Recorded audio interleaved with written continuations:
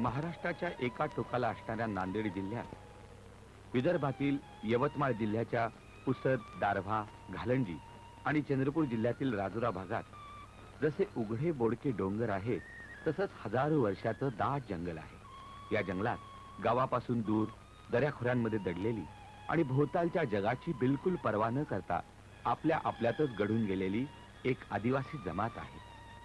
तमिळनाडूतून येऊन महाराष्ट्रात स्थिरावलेली ही जमात स्वतःला म्हणवते कोलाम.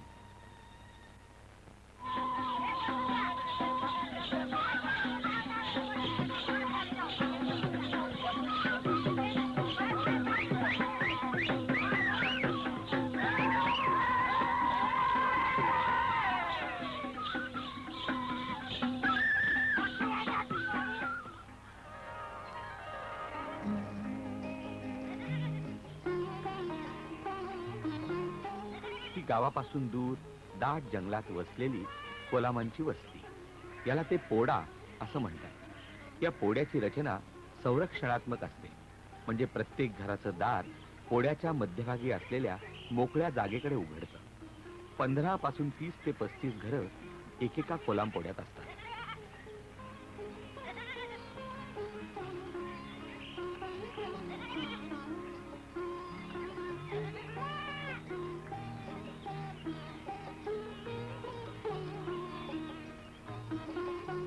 हे कोलामांचं घर. घराच्या भिंती माती विटांच्या किंवा शेणा मातीनं लिंपलेल्या लाकडी फळ्यांच्या असतात. घराशेजारचं अंगण स्वच्छ सारवलेलं असतं. शेजारीच गुरांचा गोठा असतो.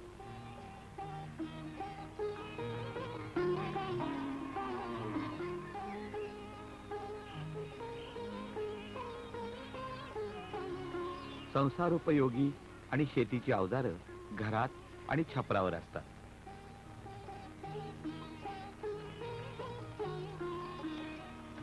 हा कोलाम पुरुष मध्यम उंचीचा आणि काळ्या रंगाचा. कोलाम स्त्रिया 9 वारी जाडं भरडं लुगडं आणि चोळी वापरतात.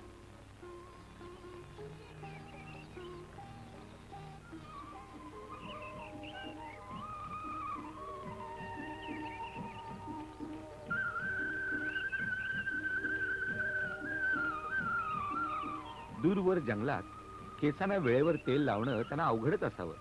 त्यामुळे बहुतेकींचे केस आखूड अन जाटा झालेले असतात. त्यामुळं एकमेकींच्या केसातल्या उवा शोधणं हा त्यांचा फावल्या वेळेचा आवडता कार्यक्रम. दागिन्यांचा अभाव कोलाम अंगभर गोंदून घेऊन भरून काढतात. कोलाम स्त्रियांचा तर असा समज आहे की माहेरी गोंदून घेतलेलं सासरमार्गे स्वर्गाला नेता येतं. त्यामुळे कोलाम स्त्रिया जवळजवळ सर्वांगावर गोंदून घेतात. स्त्रियांच्या गोंधळात बिंदू आणि अधिक चिन्हाच्या नक्षीचं प्रमाण जास्त असतं.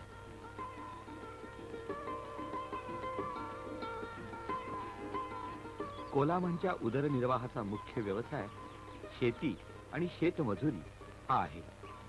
कोलामांची स्वतःच्या मालकीची अशी फारच थोडी जमीन असते आणि जी आहे ती जमीन निकृष्ट दर्जाची आहे. जन्मजात दारिद्र्य, साधनांची कमतरता आणि कमी प्रतीची जमीन, त्यामुळे शेतीतून फारच थोडं उत्पन्न कोलामांना येतं. त्यामुळं 97% कोलाम शेती आणि शेतमजुरीची कामं यावरच आपली गुजराण करतात.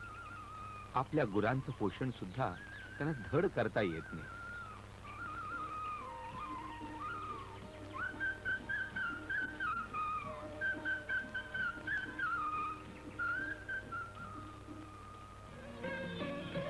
अशा या विपरीत परिस्थितीत कितीही कष्ट केले तरी त्याचं फळ काय मिळणार.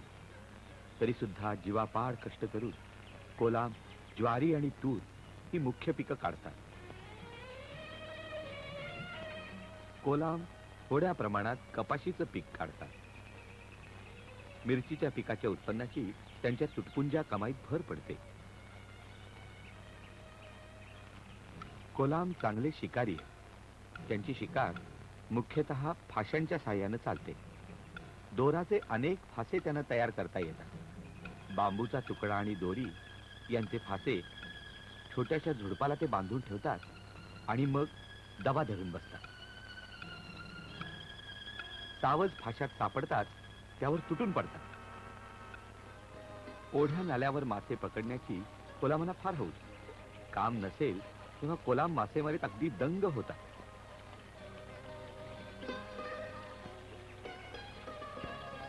या बाबतीत मुलांचा आनंद तर मोठ्यांपेक्षा मोठा असतो. वेगवेगळ्या प्रकारच्या टोपल्याही ते फावल्या वेळात बनवतात. त्यांचं वर्षभराचं धान्य या एका विशिष्ट आकाराच्या कणगीत साठवलेलं असतं. कोलामांच्या चंद्रमौळी झोपडीतलं हे स्वयंपाकघर. मातीच्या चुलीवर जंगलातून गोळा करून आणलेल्या काटक्या जाळून यांचा स्वयंपाक शिजतो. घरात असणाऱ्या वस्तूही फारच थोड्या. एखादी काठवट, चाटुपळी, टोपल्या, 2-4 भांडी, मडकी, वाडग्या, पाण्याचा माठ आणि भोपळे एवढंच काय ते घरात दिसतं.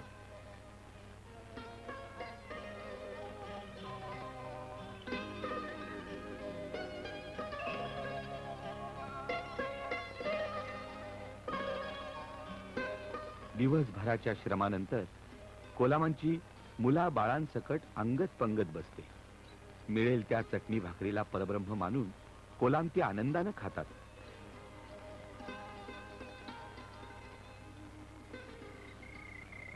कोलामांची कुठलीही समस्या असो, त्यावरचा अंतिम निर्णय त्यांच्या जात पंचायतीचा असतो.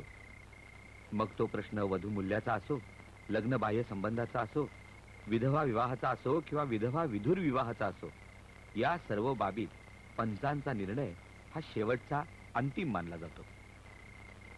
याशिवाय कोलाम आपले शेतीवाडीचे भांडण तंटे, वैयक्तिक हेवे दावे हेही जात पंचायतीकडे घेऊन येतात.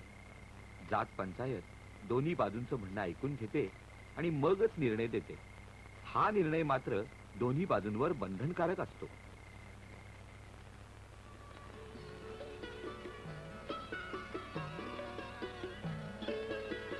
कोलामांचा प्रमुख देव बडा देव. त्याला ते आय्या या नावानंही ओळखतात. गावाच्या जवळच जंगलाच्या सुरुवातीत मोहाच्या अथवा सावरीच्या झाडाखाली या बड्या देवाची स्थापना केलेली असते. मकराकृती मातीच्या खापराखाली हा लाकडी किंवा दगडी बडादेव स्थापन केलेला असतो. वाघोबा, सीता, मरियम, भिवसन, पहिरम, माता, दुलाल मालिक, मोरम, जैतूत इत्यादी त्यांचे देव लाकडाच्या किंवा दगडाच्या प्रतीकात गावाबाहेर स्थापन केलेले असतात. कोलामांची कुळ पद्धती देवे पद्धतीनुसार विभागलेली आणि त्यावरच आधारलेली असते. देवे पद्धतीत बाप, आई, मुलगा हा एक गट आणि बाप, आई, मुलगा आणि मुलगी हा दुसरा गट अशी 7 देवांची लाकडी प्रतिकात्मक मांडणी केलेली असते. याशिवाय देवीचं ठाण चावडीजवळ असतं. एमिली म्हणजे कासव आणि ओकपाल म्हणजे सुसर यांची प्रतीकं या सर्व देवांच्या जोडीला असतातच.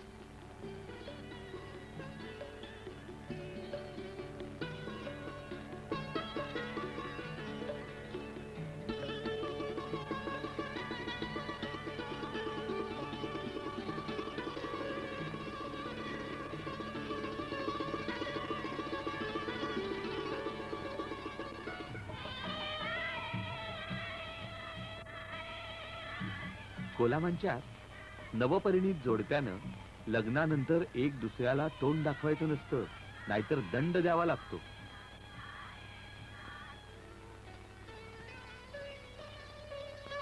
कोलामांच्यात पहिलं बाळंतपण मुलीच्या माहेरी होतं. या जमातीत बाळंतपणात तरवेज असणाऱ्या सुईणी असतात, त्यांना कारभारीण असं म्हणतात.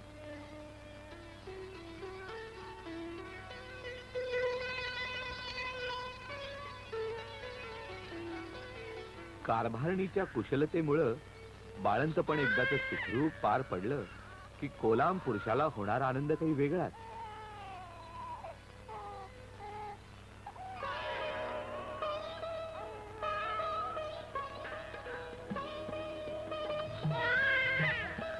मुलाच्या जन्माच्या 5व्या दिवशी गावातील स्त्रिया बाळाची आणि कलशाची पूजा करतात.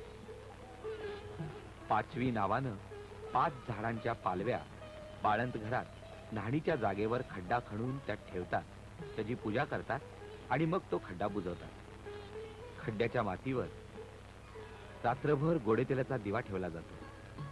बाळ रात्रभर दिव्याच्या बाजूला आईजवळच ठेवलं जातं. इडा पिडा टळावी म्हणून बाळाला आया बाया पुन्हा पुन्हा ओवाळतात. याच रात्री सटवी मुलाचं भाग्य लिहिते अशी कोलामांची दृढ श्रद्धा आहे.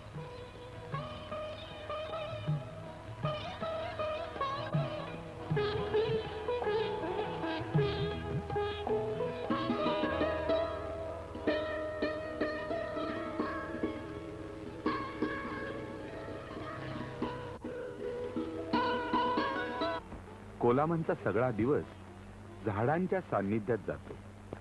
या जवळिकीमुळं कोलामांना जंगलातील औषधी वनस्पती आणि त्यामुळे येणारा गुण याबद्दल उत्तम माहिती आहे. कोलाम जंगलभर हिंडतात आणि परिश्रमानं जंगलातल्या औषधी वनस्पती गोळा करतात. औषधांबद्दलच्या या ज्ञानाचा अपरिहार्य परिणाम म्हणूनच की काय, पण कोलामातील रुग्ण सहसा डॉक्टरकडे जायला तयार नसतो. त्यापेक्षा गावच्या वैद्यानं तयार केलेले लेप लावून घेणं, मुळ्या चाटणं यावर त्याचा जास्त विश्वास असतो. एवढंच नव्हे तर वैद्यबुवांच्या औषधामुळे बरं वाटणारच अशी अगदी त्याची खात्रीच असते. कोलामात भगताला फार महत्व असतं. त्याला सर्वोच्च सामाजिक मान दिला जातो.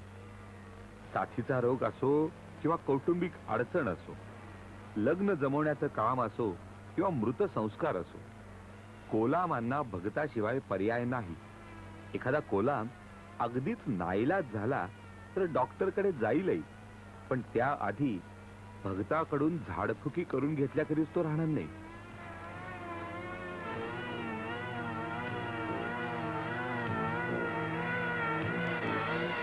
रात्रीच्या वेळी चावडी लगतच्या देवीच्या ठाणाजवळ भगताच्या जेव्हा अंगात येतं तेव्हा कोलामांना साक्षात परमेश्वर आपली अडचण दूर करण्यासाठी आलाय असंच वाटत असतं.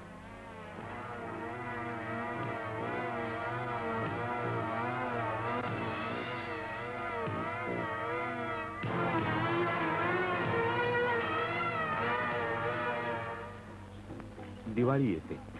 नवी पिकं घरात येतात. तात्पुरती का होईना पण कोलामांच्या जीवनात सुबत्ता येते आणि मग किंचित विसावलेले कोलाम उल्हसित मनानं दंडारांची वाट पाहू लागतात. दिवाळीच्या पहिल्या दिवशी दंडारांचे सूर सारा आसमंत व्यापून टाकतात.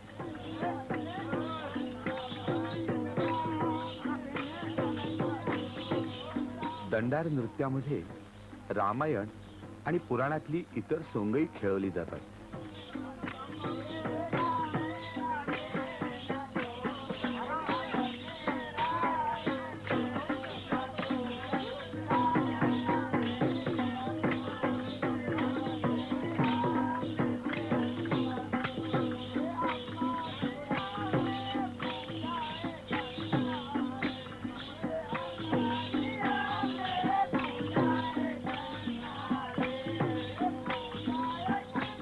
दंडार हा कोलामांचा काहीसा मुजरा नृत्यासारखा परंतु ग्रामीण नृत्य नाट्याचा प्रकार आहे. इडापिडा जाओ बळीचं राज्य येवो अशी करुणा भाकणारे दंडारी नृत्यासाठी व्रतस्थ राहिलेले असतात. हे दंडारी दिवाळी अगोदर 10 दिवस गावोगाव फिरून दंडार मागतात. या नृत्याचं आणखी एक आगळं वेगळं वैशिष्ट्य म्हणजे या नृत्यासाठी पुरुष नर्तक स्त्री पेहरावात नटतात, आभूषणांनी सजतात.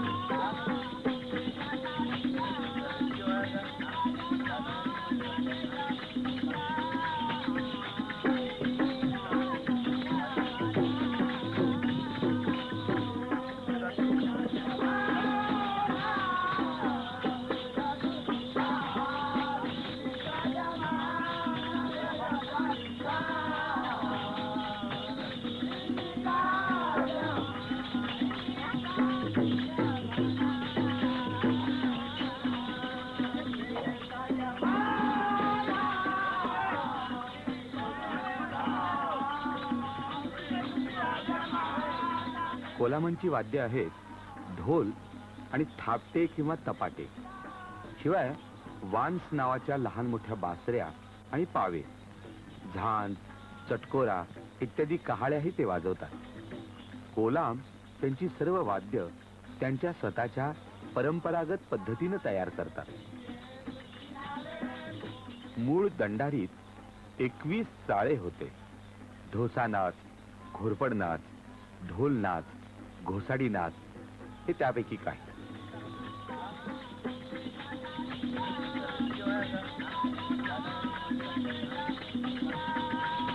कोलामांची दिक्पालांची पूजा ही जगात एकमेव असून अभिजात आहे. गाव बांधणी या नावानं ओळखली जाणारी ही पूजा पद्धती म्हणजे 3 दिवसांचा जणू उत्सवच असतो. 4 दिक्पालांच्या नावानं गावात 4 दिशांना प्रतिकात्मक दगड कायमचे पुरलेले असतात. यातल्या उत्तर पूर्वेकडील दगडावर झाडाच्या फांद्या आणि पानांचा छोटासा मंडप घालून मुख्य भगत आणि नायकांच्या अधिपत्याखाली मंत्रोच्चारण चालतं.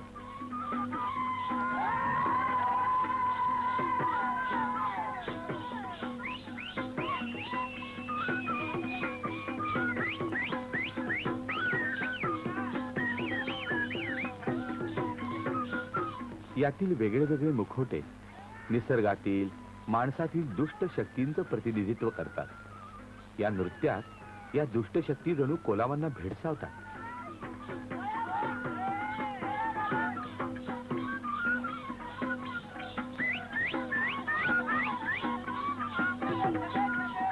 या कोंढाळ नावाच्या मुखवट्याला कोलामांच्या लेखी फार महत्व आहे. कोंढाळ धारकाला ते ईश्वराचा अवतार मानतात, त्याला नवसही करतात.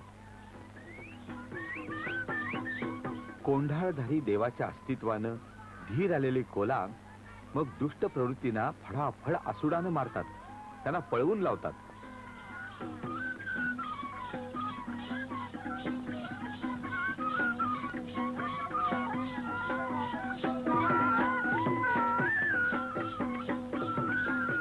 गाव बांधणीच्या वेळी 3 दिवस गावात चाकबंदी आणि पायताण बंदी असते. 3 दिवसांच्या या काळात गावातून कोणाला बाहेर जाऊन देत नाहीत किंवा कोणाला गावात येऊन देत नाहीत.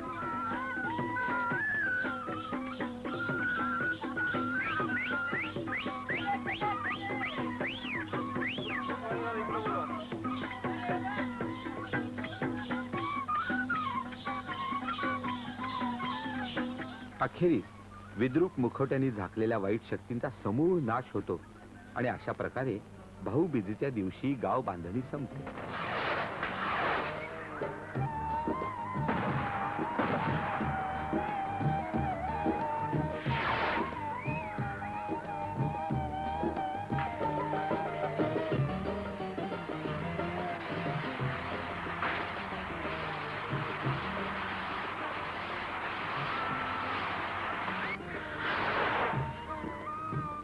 दुष्ट शक्तींना बांधून मिरवत परत आलेल्या कोलाम भावाला बहीण आनंदाने ओवाळते आणि मग 4 दिवस नाच गाण्यात मग्न असलेला कोलाम पुन्हा नव्या उमेदीनं, नव्या महत्वाकांक्षेनं आयुष्याच्या वाटचालीसाठी तयार होतो.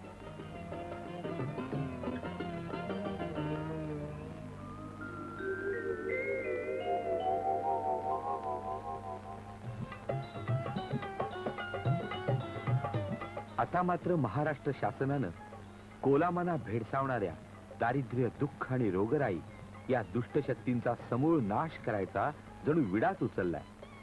केवळ भक्ताच्या झाडफुकीवर विश्वास ठेवणारे कोलाम आता शासकीय आरोग्य केंद्रात येऊ लागले आहेत, आधुनिक उपचार घेऊ लागले आहेत.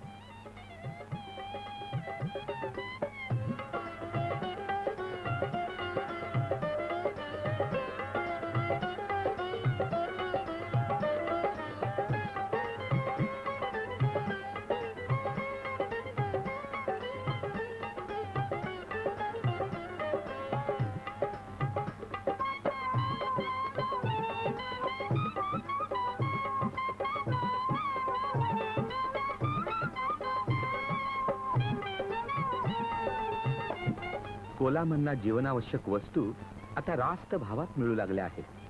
त्यांनी पिकवलेल्या पिकांना आता योग्य भाव मिळू लागला आहे.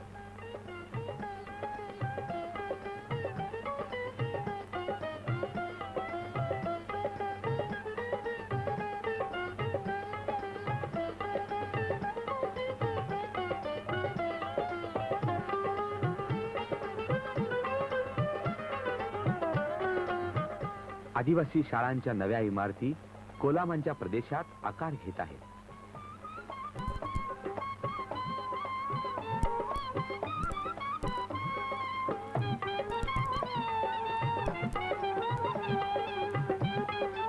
निरक्षरतेच्या अंधारात पिढ्यानपिढ्या बुडून गेलेल्या कोलामांना आता ज्ञानाचा प्रकाश दिसू लागला आहे.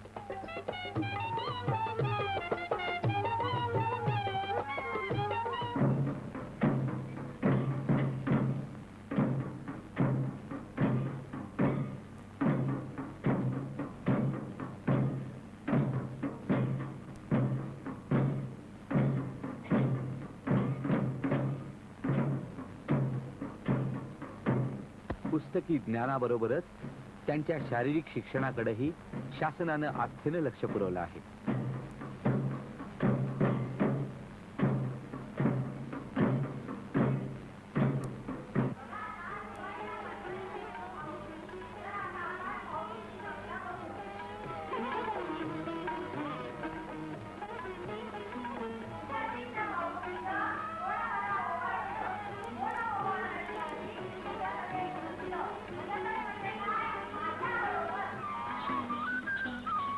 कोलाम आता नव्या दृष्टीनं जगाकडे पाहतो आहे. आता खऱ्या अर्थानं सूर्योदय झाला आहे.